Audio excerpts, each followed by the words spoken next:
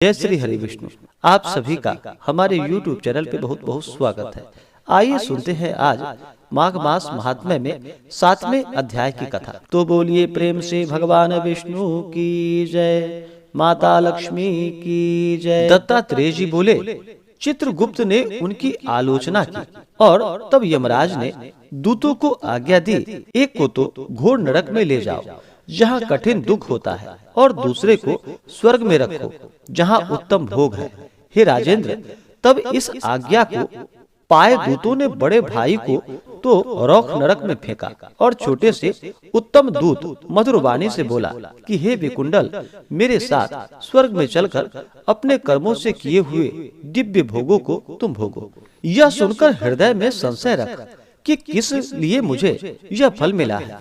विकुंडल ने कहा कि हे दूत, मैं तुमसे पूछता हूँ, एक ही कुल में जन्म लेकर एक समान ही कार्य किए थे, हमारी मृत्यु भी बराबर हुई और यम को भी हमने साथ ही देखा, तब किस कारण मेरे बड़े भाई को नरक में फेंका गया और मुझे स्वर्ग मिला।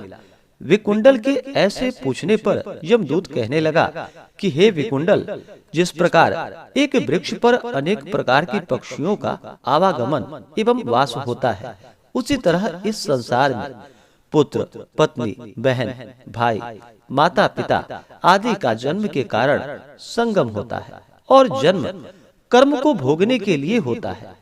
हे वैश्य, मैं प्रेम पूर्वक तुमसे सच कहता हूँ कि मनुष्य जो पूर्व भक्ति कर्म करता है, वह अपने किए अच्छे या बुरे कर्म का फल समय समय पर बार बार भोगता है। जो जैसा कर्म करता है वैसा ही फल भोगता है। कभी भी मनुष्य दूसरे किसी के लिए कर्म का फल नहीं भोगता। तुम्हारा भाई अत्यंत पापों के कारण नरक में गया और तुम धर्मात्मा हो, धर्म के कारण तुम स्वर्ग को प्राप्त हुए हो। विकुंडल ने कहा कि मैंने इस जन्म में पाप ही तो किए हैं, पुण्य नहीं किए हैं। हे देवदूत, मैं तो अपने पुण्य को नहीं जानता, यदि तुम जानते हो तो कृपा करके मुझसे कहो।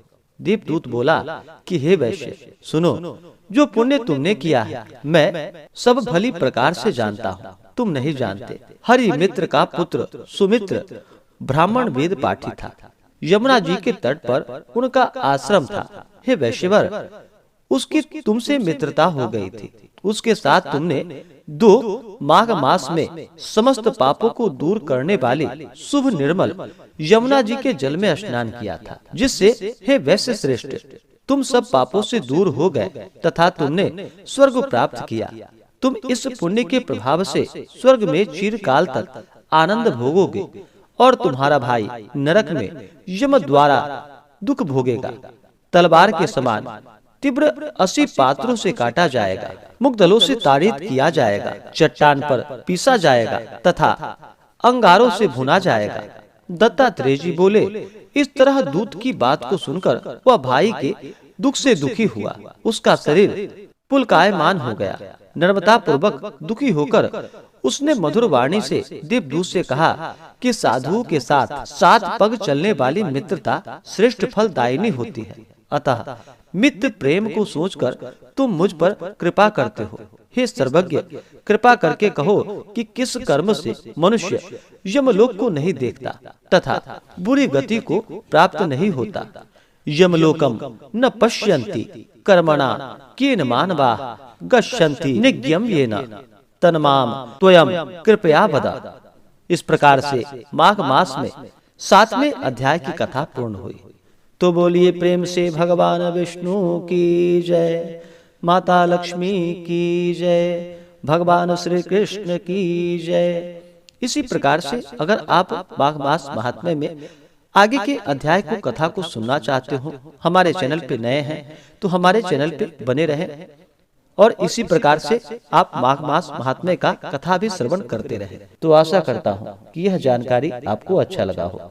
ऐसे ही ज्ञानवर्धक जानकारियाँ प्राप्त करने के लिए हमारे इस चैनल पे अगर आप नए हैं तो चैनल को लाल बटन दबा करके सब्सक्राइब करें, साथ में बेल आइकन घंटी को दबाएं ताकि मेरे वीडियो का नोटिफिकेशन आपको समय से मिलता रहे।